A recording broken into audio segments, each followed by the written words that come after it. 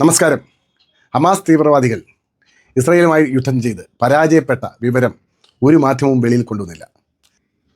August മാസം 1-ാം തീയതിയിലെ മാതൃഭൂമി ദിനപത്രത്തിലെ ചെറിയൊരു കോളത്തിൽ ഹമാസ് നിരായുധീകരണത്തിന് സമ്മതിച്ചു. എന്നുവെച്ചാൽ എന്താ? ആയുധം വെച്ച് കീഴടങ്ങൽ. ആരും ശബ്ദിച്ചില്ല, ആരും ഈ വാർത്ത കൊടുത്തില്ല, ആരും അറിഞ്ഞതുമില്ല. മാതൃഭൂമി ദിനപത്രത്തിൽ ചെറിയൊരു കോളത്തിൽ ഉണ്ടായിരുന്നു. വാർത്ത കൊടുക്കാൻ ആർക്കും ധൈര്യമില്ല. കാരണം ഹമാസ് അനുകൂലികളായ ആൾക്കാർ ഒട്ടേറെ പേർ ഈ കേരളത്തിലുണ്ട്.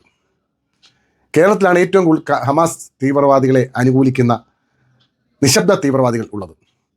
അത് വെറും ഇസ്ലാമിസ്റ്റുകൾ മാത്രമല്ല, അല്ലാതുള്ള പലരുമുണ്ട്, പ്രീണനക്കാരുണ്ട്, സർവ്വവിധ രാഷ്ട്രീയ കക്ഷികളുമുണ്ട്. അപ്പോൾ ആ വാർത്ത കൊടുത്താൽ ഹമാസ് അനുകൂലികൾക്ക്, ഹമാസ് തീവ്രവാദി അനുകൂലികൾക്ക്, ഇവിടുത്തെ തീവ്രവാദികൾക്ക്, ഇവിടുത്തെ ഉഗ്രവാദികൾക്ക് സന്തോഷകരമാവില്ല. അതിനാൽ ആ വാർത്ത മുക്കി. എന്നാൽ നിങ്ങളറിയാം, ഹമാസ് നിരുപാധികം കീഴടങ്ങി. ഹമാസ് തോറ്റു തുന്നമ്പാടി. പാലസ്തീൻ എന്നൊരു രാജ്യം, അങ്ങനെ രാജ്യമൊന്നുമില്ല, പാലസ്തീൻ തകർന്നടിഞ്ഞു. അവിടെ പട്ടിണിയും പരിവട്ടവുമായി ജനങ്ങൾ ഗതികേടിലാണ്. ഗതികേടിലായ ജനങ്ങളോട് സഹതാപമുണ്ട്. അവർ ഈ തീവ്രവാദികളുടെ കയ്യിൽപ്പെട്ട് ദുരിതം അനുഭവിക്കുന്നവരാണ്. ആദ്യം ഹമാസുകാർ ഇസ്രായേലിൽ കയറി ആക്രമിച്ചപ്പോൾ ഇവിടുത്തെ തീവ്രവാദികളായ ആൾക്കാർ, അതായത് കമാൽ ഭാഷ ഉൾപ്പെടെ, ഹൈക്കോടതി ജഡ്ജിയായിരുന്ന കമാൽ ഭാഷ ഉൾപ്പെടെ പറഞ്ഞൊരു വാചകം ഞാൻ ഓർക്കുന്നു. ഹമാസ് പുലിക്കുട്ടികൾ കയറി അടിച്ചു തകർത്തു എന്ന്. ഹമാസ് പുലിക്കുട്ടികൾ ചെയ്തത് എന്താണെന്ന് അറിയാമോ? സ്ത്രീകളെയും കുട്ടികളെയും അടക്കം വെടിവെച്ച് കൊന്നു. ഒരു ദയം കാണിക്കാതെ വെടിവെച്ച് കൊന്നു, തട്ടിക്കൊണ്ടുപോയി. വളരെയേറെ പേരെ തട്ടിക്കൊണ്ടുപോയി കൊന്നു. അതാണ് പുലിക്കുട്ടികൾ ചെയ്തത്. ഒരു രാജ്യത്ത് കയറി നിരപരാധികളെ കൊന്നതാണ് ഹമാസ് പുലിക്കുട്ടികൾ കാണിച്ച ധീരത. ആ കമാൽ ഭാഷ അത് പറയുമ്പോൾ അദ്ദേഹത്തിൻ്റെ മുഖത്തെ ഒരു സന്തോഷം ഒന്ന് ഓർക്കുക. ഇത്രയും ഉയരത്തിലിരുന്ന ആ വ്യക്തി പോലും ഒരു ഇസ്ലാമിസ്റ്റാണ്, ഒരു ഇസ്ലാമിക തീവ്രവാദിയാണ് എന്നുള്ളതിൻ്റെ ദൃഷ്ടാന്തമാണത്. അങ്ങനെ അടി അങ്ങോട്ട് തുടങ്ങിയ ഇസ്രയേൽ ശരിക്ക് തിരിച്ചടിച്ചു. ഹമാസുകാരൻ വാലിൽ തീ പിടിപ്പിച്ച് ഓടി. ജനങ്ങൾ കഷ്ടപ്പെട്ട് പലായനം ചെയ്തു. കെട്ടിടങ്ങളെല്ലാം തകർന്നു. പാലസ്തീൻ ഒരു നരകഭൂമിയായി. അപ്പോൾ സഹതാപം. പാവം പാലസ്തീൻകാരെ, കുട്ടികളെ വധിക്കുന്നു, പാവങ്ങളെ വധിക്കുന്നു എന്നൊക്കെ പറഞ്ഞ് കരച്ചിലായി. സർവ്വവിധ രാഷ്ട്രീയ കക്ഷികളും കരച്ചിലോടെ കരഞ്ഞ് അവർ ഭയങ്കരമായിട്ട് വിഷമിച്ചു. ഏറ്റവും വലിയ രസം, ഇസ്രായേലിനെതിരെ ഐക്യദാർഢ്യം പ്രഖ്യാപിച്ച ഇവിടുത്തെ രാഷ്ട്രീയ കക്ഷികൾ. ഇസ്രായേലുകാർക്ക് ഇവിടുത്തെ രാഷ്ട്രീയക്കാരൊന്നും അറിയത്തില്ല. എന്തായാലും അടി മൂത്തു. അടി ശരിക്കും വാങ്ങിച്ചു കിട്ടിയപ്പോൾ കരച്ചിൽ കൂടി. അവസാനം തീർത്തും പരാജയപ്പെട്ട് നിരായുധീകരണം സമ്മതിച്ചു. അതായത് കീഴടങ്ങി, ആയുധം വെച്ച് കീഴടങ്ങി, സാഷ്ടാംഗം പ്രണമിച്ചു ഹമാസുകാർ. ഇതിൽ പരം സന്തോഷം മറ്റൊന്നുമില്ല. ഇത് 1-ാം തീയതിയിലെ ന്യൂസാണ്. ഞാൻ ഇടാൻ താമസിച്ചു പോയി. എങ്കിലും അത് ഇടാതിരുന്നാൽ ഒരു പാപമാണ്. കാരണം ഈ പരാജയം ഇവിടുത്തെ നിഷ്പക്ഷമതികളായ ജനം ആഗ്രഹിക്കുന്നതായിരുന്നു. ഒരു വാർത്താ ചാനലും ഹമാസിനെ വിമർശിച്ച് ഞാൻ കണ്ടില്ല. ജനം ടി വിയിലും മാത്രം കണ്ടു. അത് RSകാരൻ്റെ അന്ന് ആരോപണം. ജനം ടി വി മാത്രം വിമർശിച്ചു. ബാക്കി എല്ലാ ചാനലിലും ഹമാസിനെ പ്രകീർത്തിച്ചും ഇസ്രായേലിനെ താഴ്ത്തിയും പാലസ്തീൻ്റെ ദുരിതവും കുട്ടികളുടെ മരണവും സ്ത്രീകളുടെ മരണവും ഒക്കെ കാണിച്ചു. അവിടെ സംഭവിച്ചത് എന്താണ്? അവിടുത്തെ ഉഗ്രവാദികൾ കുട്ടികളെയും സ്ത്രീകളെയും ഒക്കെ ഷീൽഡാക്കി യുദ്ധം ചെയ്തു. ആശുപത്രികളിലും മറ്റും പോയി ഒളിച്ചിരുന്നു. അപ്പോൾ ഇവർക്ക് അവിടെ തകർക്കുകയേ നിവൃത്തിയുള്ളൂ, അല്ലാതെ നിവൃത്തിയില്ല. അങ്ങനെ പലരും മരിച്ചു, കഷ്ടമായിപ്പോയി. പക്ഷേ ഈ യുദ്ധം ചെയ്ത് അവസാനം ഹമാസുകാരൻ ഇല്ലാതെയായി. ബംഗറിൽ ഒളിച്ചിരുന്ന ഹമാസുകാരൻ്റെ സ്ഥിതി അറിയാമോ? ഇസ്രായേലുകാരൻ കൊണ്ടുപോയി കോൺക്രീറ്റ് അടിച്ച് കയറ്റി ബംഗറിൽ അടച്ചു. അവൻ അവിടെ ഇരുന്ന് പട്ടിണി ഇരുന്ന്, അല്ലെങ്കിൽ ശ്വാസം കിട്ടാതെ മരിക്കും. വലിയ ടൺ കണക്കിന് ഉള്ള കോൺക്രീറ്റ് കൊണ്ട് അടച്ചു. ഇവൻ അകത്തിരിക്കും. അവർ കോൺക്രീറ്റ് പൊട്ടിക്കാനും അകത്ത് കയറാനും പിടിക്കാനും ഒന്നും പോയില്ല, അങ്ങ് അടച്ചു കൊടുത്തു. ഭൂമിക്ക് അടിയിരിക്കും അളിയന്മാർ. അങ്ങനെ ഇസ്രായേൽ എന്ന ഒരു ചെറു രാജ്യം, നമ്മുടെ കേരളത്തിൻ്റെ അത്രയും പോലുമില്ല, ജനസംഖ്യ വളരെ കുറവ്. ഇസ്രായേലിൻ്റെ വലിപ്പം കേരളത്തിൻ്റെ 57%. അതായത് കേരളത്തിൻ്റെ പകുതിയിൽ നിന്നും കുറച്ചുകൂടെ കൂടുതൽ. ജനസംഖ്യ 1,40,00,000 ആൾക്കാരാണുള്ളത്. അതിൽ 73% മാത്രമേ ഉള്ളൂ യഹൂദർ, അതായത് ജൂതന്മാർ. 18% മുസ്ലിങ്ങളാണുള്ളത്. പിന്നെ കുറച്ച് അന്യമതസ്ഥരും ക്രിസ്ത്യാനികളും ഒക്കെ ആയിട്ട്. അങ്ങനെ ഒരു കൊച്ചു രാജ്യമാണ് ഇസ്രായേൽ. അവിടുത്തെ മുസ്ലിങ്ങളെല്ലാം വളരെ ദേശഭക്തിയുള്ളവരാണ്. അവിടുത്തെ പട്ടാളത്തിലും പോലീസിലും ഒക്കെ ജോലി ചെയ്യുന്നവരാണ്. അവർക്ക് അവരുടെ രാജ്യം അവരുടെ ദേശീയത വളരെ പരമപ്രധാനമാണ്.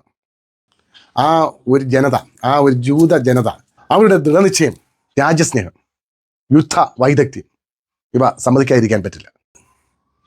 ഇതൊക്കെയാണ് നമ്മൾ ഇതിൽ കണ്ടത്. അവിടെ ഇസ്രയേലുകാരന് യുദ്ധം പുത്തരിയല്ല, എന്നും അവർ യുദ്ധഭൂമിയിലാണ്. എന്നാൽ അവിടുത്തെ ജനങ്ങൾ വളരെ ഹാപ്പിയാണ്. അവിടെ ജോലി ചെയ്യുന്ന എൻ്റെ ഒരു സുഹൃത്തുണ്ട്, ഞാൻ നേഴ്സാണ്. അവർ പറഞ്ഞത് അവിടെ യുദ്ധം അവർക്കൊരു പുത്തരിയല്ല, യുദ്ധത്തോട് അവർക്ക് ഭയവുമില്ല. ആ രാജ്യം അതുപോലെ സംരക്ഷിക്കുന്നുണ്ട്. ഇറാൻകാരനോ ഹമാസോ അവിടെ വാണം തൊടുത്ത് വിടുമ്പോഴേ ഇവിടെ അലാറം അടിക്കും, എല്ലാവരും ബംഗർ കയറി വിളിക്കും. ആ വാണം ഇടയ്ക്ക് വെച്ച് മറുവാണം കൊണ്ട് തട്ടിക്കളയും. എങ്കിലും ചില പൊടികളും പൊട്ടും പൊടിയൊക്കെ വീണ് ചില അപകടങ്ങൾ പറ്റും. എങ്കിലും ഇസ്രയേലിനെ തകർക്കാൻ, ഇസ്രയേലിനെ ഒരു പോറൽ പോലും ഏൽപ്പിക്കാൻ ഈ ഇറാനും കഴിഞ്ഞിട്ടില്ല, ഹമാസിനും കഴിഞ്ഞിട്ടില്ല. ഒരു തരത്തിലൊരു അത്ഭുത രാജ്യമാണ് ഈ ഇസ്രയേൽ. ലോകത്തിൻ്റെ ബുദ്ധി ശിരാകേന്ദ്രമാണ് ഇസ്രയേൽ. ലോകത്തിലെ ഏറ്റവും ബുദ്ധിമാന്മാരായ ആൾക്കാർ ഇപ്പോഴും ഉള്ളത് ഇസ്രയേലിലാണ്. അവരുടെ ടെക്നോളജി, അവിടെയെല്ലാം അവരുടെ കണ്ടുപിടുത്തങ്ങൾ ഒരു ദിവസം പിൻവലിച്ചാൽ ലോകം നിശ്ചലമാകും. സാങ്കേതിക വിദ്യകൾ, കമ്പ്യൂട്ടറുകൾ, സോഫ്റ്റ്വെയറുകൾ, അങ്ങനെ ഓരോന്നും. എന്തായാലും ഇസ്രായേലിൻ്റെ വിജയം വളരെ ആഹ്ലാദം ഉണ്ടാക്കുന്നതാണ്. ആരും ആഘോഷിക്കാത്ത ഈ വിജയം, ഹമാസ് തീവ്രവാദികൾ തറപറ്റ പരാജയപ്പെട്ട് ഭൂരിപക്ഷം പേരും ചത്തുപോയി, അങ്ങനെ ഒരു സർവനാശം അവർക്കുണ്ടായതിൽ സന്തോഷിക്കുന്നു. എന്നെങ്കിലും കുറച്ച് കാലം കഴിയുമ്പോൾ പിന്നെയും ചൊറിഞ്ഞു വരും അടി വാങ്ങിക്കാൻ. പക്ഷേ ഇത് അനുഭവിക്കുന്നത് ഒരു ജനതയാണ്, ഒരു ജനത പൂർണ്ണമായി അനുഭവിക്കുകയാണ്. ഇപ്പം താലിബാൻ, ഹമാസ് ഇങ്ങനെയുള്ള ആൾക്കാർ ചെയ്യുന്ന അവരുടെ ജനതയ്ക്ക് തന്നെയാണ് ദോഷം, മുസ്ലിങ്ങൾക്ക് തന്നെയാണ് ദോഷം. അവിടെ ജീവിക്കുന്ന മുസ്ലിങ്ങൾ ദുരിതത്തിലാണ്, അവരുടെ ജീവിതമാണ് കഷ്ടം. അവർ ഇസ്ലാമിക രാജ്യം ഉണ്ടാക്കാനും ഇസ്ലാമിക ലോകം ഉണ്ടാക്കാനും വേണ്ടി അവരുടെ ജനതയെ കുരുതി കൊടുക്കുന്നു. അവരുടെ ജനതയെ നിഷ്കരുണം ഇരകളാക്കുന്നു. ഈ ഇസ്ലാമിക ഭീകരവാദം ഈ ലോകത്തു നിന്ന് തുടച്ചു മാറ്റപ്പെട്ടെങ്കിലേ ഇവിടുത്തെ മറ്റു ജനങ്ങൾക്കും ഇനി ഇസ്ലാമായി ജീവിക്കുന്ന ആൾക്കാർക്കും ഗതിയുള്ളൂ. അവരുടെ ജീവിതവും സന്തോഷകരമാക്കണമെങ്കിൽ ഈ ഇസ്ലാമിക ഭീകരവാദം ഇല്ലാതാകണം. അതിന് ഇസ്ലാം മതവിശ്വാസികൾ ഉൾപ്പെടെ അതിന് കൈകോർക്കണം. നിങ്ങൾ ദൈവത്തെ വിളിച്ചു, അള്ളാഹുവിനെ വിളിച്ചു, എല്ലാം ചെയ്തു.